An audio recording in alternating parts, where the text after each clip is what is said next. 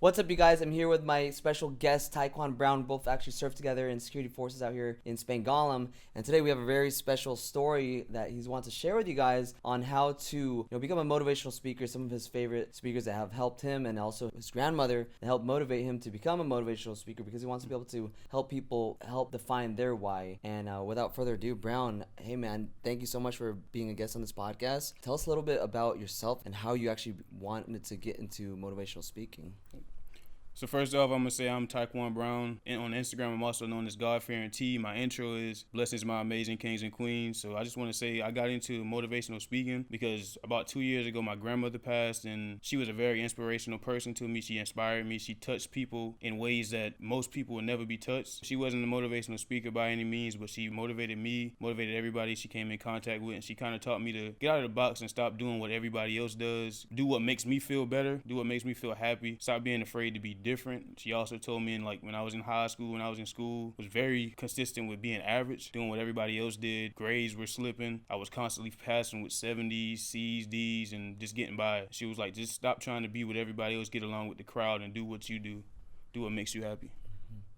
And then how did you find that motivational speaking is what makes you happy? What was inside that made you feel that, I really want to do this? This is what I'm passionate about. So I would say talking to my friends, hearing certain things they go through in life, especially joining the Air Force, meeting new people, being able to talk and meet people like my friend John right here. Also just talking to them and they're saying, you're a very inspiring person. You should definitely try to do a motivational speaking if that's something you really want to do. And I started doing it, and I started just taking off with it and getting better with it. I'm not the best at it, but that's the goal, to be the best at it. Okay, cool. And so what are some things you're working on right now as a motivational speaker that you want to really help people to find their why?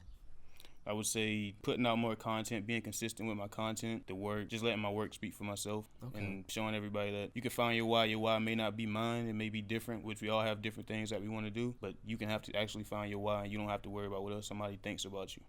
I like that. One of my mentors, he always says, when you define your why, the what becomes easy, and then eventually the who will come along. Exactly. What is your why, Brown? So my why, I would say, to inspire people. I have siblings, younger cousins, that I want to show that you don't have to do things to get out of our environment, the community I'm from. You're either a basketball player, you're either doing drugs, you're doing something you're not supposed to be doing. Mm-hmm. And that's the only way out. But my way is joining the Air Force and using that, meeting new people, not being afraid to branch out, realizing that exposure leads to expansion, and meeting new people and doing different things, and just kind of realizing who I really want to be and what I want to be as a man and a motivational speaker. That's awesome. I like what you said there. Exposure leads to expansion. I've actually never heard that before. Creating content and being on social media, for me, I can really resonate with that, because the more you put yourself out there and the more exposure you get, the more relationships that you're able to build and grow together. Exactly. Like when I go to a lot of networking events and a lot of events to where you're putting yourself out there and you're networking with people, the first thing they come across is your social media. And for me, I really believe that your Instagram, your Twitter, whatever your main platform is, it's essentially your resume, it's your portfolio. And I was looking at your Instagram, and it's very good. It has a lot of really great topics, especially on motivational speaking, and it's coming from a place of being humble. It's coming from a place of wanting to give value to others. And I found that when you're coming from a mindset of abundance and wanting to give value and not expecting anything in return, that's usually when people really reciprocate, and then they really feel like they can connect with you. What's one of your favorite, mentors or speakers that you follow that really has helped you become the type of speaker and motivational person that you are now? So I would say I have multiple. I have Anki Johnson, I have Eric Thomas, and recently Wallow267. Okay. He's a very inspirational person. I like how he approaches his content, because it reaches to me in a way of where I'm from. Everything is not always sunshine. It's not always rainbows. Everything. Sometimes you may have your lights get cut off. You might have your water get cut off. So. Wow. He's coming from a perspective of he's been in jail for a long time, and he got out and he just got to work. He didn't make any excuses. Mm-hmm. While he was in jail, he took accountability for what he did. While he's there, he got out and he started working and then go after what he wanted. Okay, that's awesome. So it sounds like for you, your upbringing, how a lot of really successful people, they all have a common ground of coming from nothing. They're born from the ashes. I think a lot of us, we really resonate with that as far as how far we've come. Like for me, my dad, we grew up in poverty, man. Like my dad, he's from the Philippines, and I remember him telling me the story of him and his 6 brothers would all share a 1-bedroom apartment, 1 bedroom, 1 bath, super small. They'd all sleep on one mattress with, his parents were there and everything. He was the oldest in the family, but he was only like 12 years old at the time, so he was like the man of the house. And his dad was there, but he wasn't really there. And coming from poverty, they would have to drink water out of a garden hose just to survive, and they would work and work and work until they eventually got enough money to move to the States. And then when they moved to the States, he was able to become a manager of McDonald's. His brothers started to work for him, and then now he's doing very well. And it really taught me and my sisters that, it doesn't matter where you come from. All that matters is how bad you want it, and then how often are you willing to fail to continue to move forward. And that's, I think, the greatest thing about America too, man, is it doesn't matter where you come from. Look at a lot of the celebrities.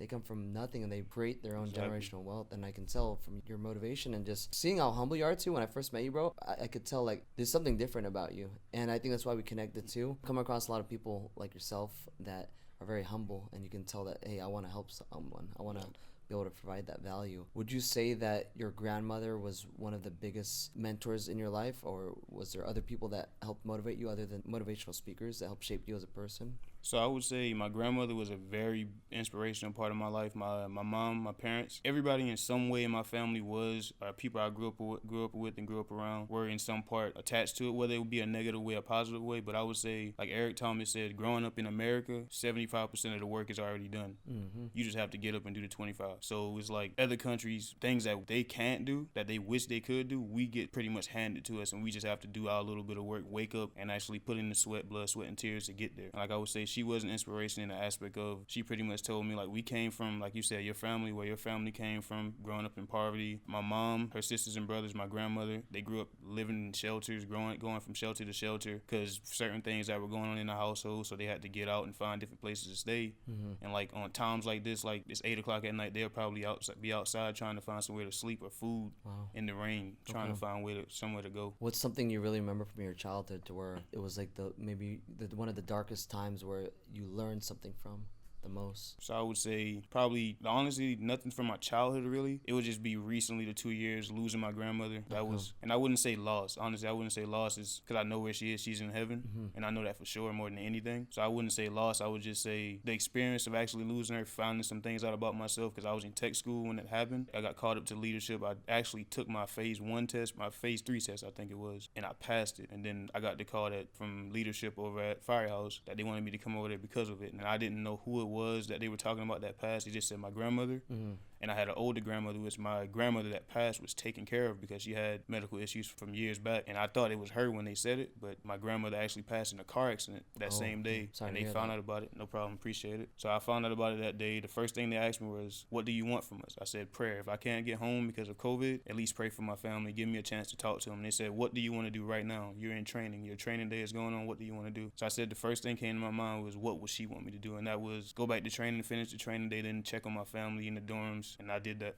Just went back to work because at the same time, she always taught me, whatever you start, you finish. That's good. And you don't stop things until you finish it. Okay. It's amazing, man. Your grandma sounds like a very amazing person. I wish I could have met her. And she was. Yeah, man. So let's talk a little bit about, you did mention in America, you said Inge Johnson said 75% of the work is already done and 25% we just have to show up. Being overseas now for 2 years in Germany, what have you noticed the biggest differences of being in Germany versus America in relation to what you mentioned with Inge Thomas? So they value things a lot better than we do in the States. Not to talk about the States or talk bad about them, because I love the U.S., but they value things a lot better, like things they handle a little bit differently, whether it be electricity, not having AC because of certain reasons, pumping their gas before they go into the store, stuff like that. They value things a little bit differently than us, and if we carry those things into the States, I feel like be able to keep a lot more. Mm-hmm. It's not about how much you have of something, it's about valuing what you do have. I did notice that myself. I was overseas for 10 years. I was in Italy for 4, Turkey for 2, then Germany for 5, and then now here again. And I noticed that in Europe, their way of life is a lot slower. It's not very conducive for entrepreneurship, but it's a lot slower to make you realize that, hey, there's life outside of America, and there's a life that's, honestly, in my opinion, more beautiful than being in America. As much as I love being an American, I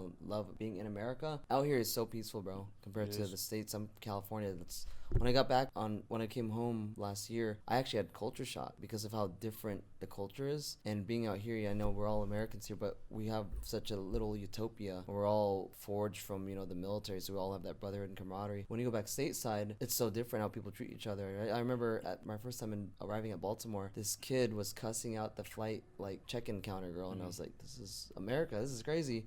Over here, you don't really see that, You don't see honestly. And then everyone here is pretty respectful for the most part. If anything, they're very kind, especially for foreigners like ourselves. And what I've really noticed with Europe versus America, there's a better work-life balance here. They're a lot more focused on, hey, yeah, do your work, but enjoy your time off. In America, a lot of my friends, they work nonstop, 24/7, on the phone all the time. And when I got back and got into real estate, I was like, I don't want a life like that. I left active duty to have more time freedom, to have time with family. And I think for you and, a lot of entrepreneurs, we're chasing success, but everyone has their own definition of success. For me, it's having that time freedom for one, being able to do whatever you want, whenever you want, with whoever you want, and then having that financial freedom to be able to live life on your terms with no limit as far as where you can go or what you can do. What does success mean to you? Because I know everyone has a different terminology of success. So I was saying, like I say in most of my videos or a few of my videos recently, success is whatever you think it is. So whatever you're doing, like success to you may be shooting this podcast right now. Success to me may be just being on this podcast. So it's a different perception. Like success is, it doesn't have to mean you have a lot of money. I mean, my version of success is being financially stable, being comfortable, being able to do what I want to do whenever I want to, being able to give more. I want to be in a position where I can give more to people. Because like I said, my family came from not poverty, but they came from hard times. So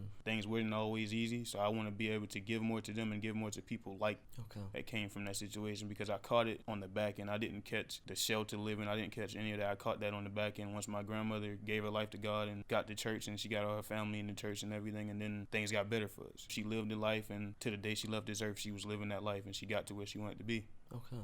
Would you say that you were always like a giver or a person like as humble as you are before you joined the military, or even not even before you joined the military, but before your grandma started mentoring you, or was that something where you changed because of her mentorship? So I would say it's the way I grew up. I grew up around a lot of females. My dad was always in the house. He was a truck driver, so he was on the road, but he was active in my household. But grew up around my mom, my grandmother, my aunts. Was around them a lot, and they taught me to take care of. They took care of me. They did everything, like even the sacrifices that I didn't notice as a kid, because sometimes you don't really notice the sacrifices that parents make, grandparents make, but you feel it. You feel the effects of it. You feel that, oh, my grandmother did this to give me this. My mom did this to give me that. My dad did this to give me that. So you trying to appreciate a little bit more. As a kid, you don't really do it, but once I got older, I really realized, and like especially coming overseas and being in the military, is like my parents and my grandparents really did a lot for me. My family did a lot for me, so I value things a lot more. Things may not go your way, but at the same time, realize things could be going a lot worse, and somebody could be wanting the cards that God gave you, that God dealt you. It's so true. So be grateful. Yeah, and to hit a little bit on that, sounds like you like to turn negatives into positives, and you like to always look at things in a good sense of, hey, these are the cards I've dealt. It could always be worse. I'm the same mindset too. I would say a couple of years ago, I didn't always think that though. I was more negative, but I think it's also attributed to our career field. This,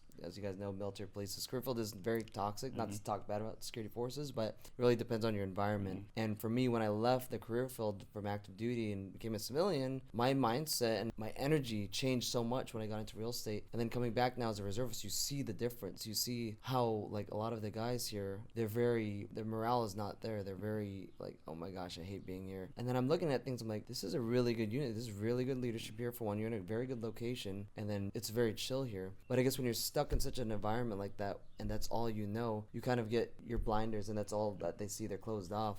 But I think it's not the fault of this career field. It's the fault of, for one, each individual person, their own mindset that they have to change. And then just not everyone always thinks positively. It's something you kind of have to learn how to do and how to become a better person like that. Going into, I guess, mindset, what has helped you the most with turning negatives into positives? Because I know there's a lot of people out there that try to do it all the time, but it's been hard for them, including myself too. It's knowing that things I have now in this part of my life, before I didn't. Before I joined the military, I didn't. For most times, I didn't have my own money. Relied on my family a lot. My parents took care of me. And like just realizing that I'm here. I signed the dotted line to do what I do, even if this career fit is not what a lot of people want it to be. I make situations that are not genuinely what I want to really be in, a situation that I really want to be in, by doing the things, being positive, staying positive, and try to help other people. Like I always see, like I know I can get through any situation. Like my grandmother passed, and I got through that situation pretty good. I just wanted to take care of my family, make sure my family was good. So I kind of just look at it as I always want to put a smile on somebody else's face, and that kind of why I got into motivational speaking is I just want to put a smile on somebody else's face, pick somebody else up. Even if life may not be going good for me, I just want to see somebody else doing good, and that makes me happy. That's so good, man. One of my favorite quotes, or I guess ideologies, is even in the darkest of times, be the brightest smile in the room. because I think enthusiasm and positivity is super contagious. Like how like a virus is contagious. I can say positivity and enthusiasm is like a virus in a good way. The more enthusiastic you are about life and the more positive you are, the room can change. I don't know if you've ever been in a room where someone's so charismatic that when they enter, you feel the difference. Everyone becomes a lot more lively. They're a lot more happier. It really is just a shift of your energy and your mindset and your outlook. So I think that's definitely a big factor as far as positivity goes. Exactly. And you can tell, like, basically by who you are. Like, sometimes I wouldn't say I'm the most charismatic person because I've kind of gotten into myself a little bit and who I really am. Being a positive person, I kind of got into that a little bit more recently, just doing videos and recording, because now I'm comfortable being who I am around anybody. And I always was. It was just some things you just shelter and keep to yourself until you get comfortable being around people. But now I don't care who you are, where you from, I'm going to be who I am and, show you that person. Like, if anything good comes to me, anything bad comes to me, I want to be myself at the end of the day. Because like Frank Sinatra said, I did it my way.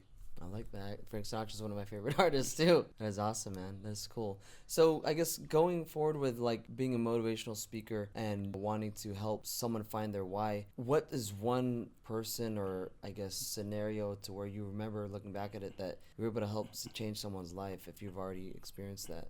So when I was home, I actually went on leave about a month or two ago in January, and I did a motivational speaking engagement at one of my schools. It wasn't at the school, at my middle school, but I did it on Zoom for a Black History Month program, and I actually spoke, and I spoke on a topic that, like, it just came. Like, I didn't write anything down, didn't do a PowerPoint or anything like that. I just spoke on it, like, right there, and it came up, and it was based off of adversity, and I just was telling them the situation I went with my grandmother and everything and how I got through it, what did I do, the steps I took to get through it, and we all not going to do the same things. We all don't get over things the same way, but it's just letting you know that you can get over anything.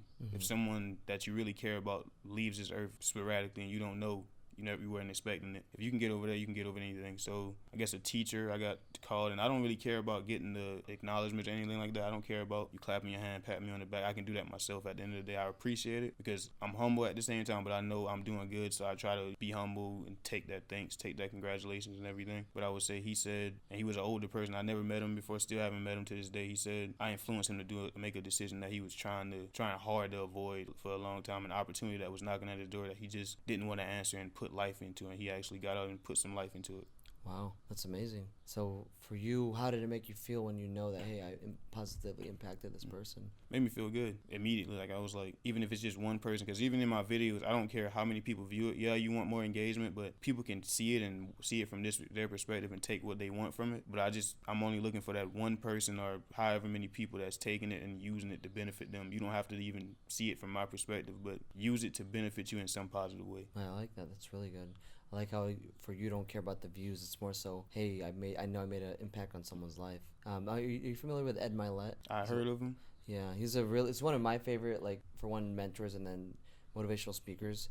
I was at an event in San Diego. It's called the Scale and Escape event. They pretty much teach you as business owners, entrepreneurs, how to escape your 9-to-5 job and create a business to where you can flourish without actually having to be in the job. And Ed Milet came out there, and I've heard him talk before online, but never in person. And he was one of those motivational speakers to where I've never been in a room where he made the entire room cry. Like, literally cry, because it's very emotional, his story. And what I learned from that was, being a motivational speaker, you have to share a lot of your vulnerabilities. And you have to share stories that are unique to you and that no one else can use, because it helps paint a picture as far as who you are, the message you're trying to get across to that person, the person maybe even on the other side of this camera who you're trying to reach out to. Everyone has a different trigger. Everyone has a different thing that's going to relate more to them. And his biggest message up there was him being at the event. He was actually losing money. He makes like millions and millions of dollars per hour. And when he's at a speaking engagement, they don't even pay him enough money to be there. So for him, his biggest why was very similar to you. His biggest thing was, I'm here to change one person's life. I don't care if it's making me lose money, if I'm losing time. But for him,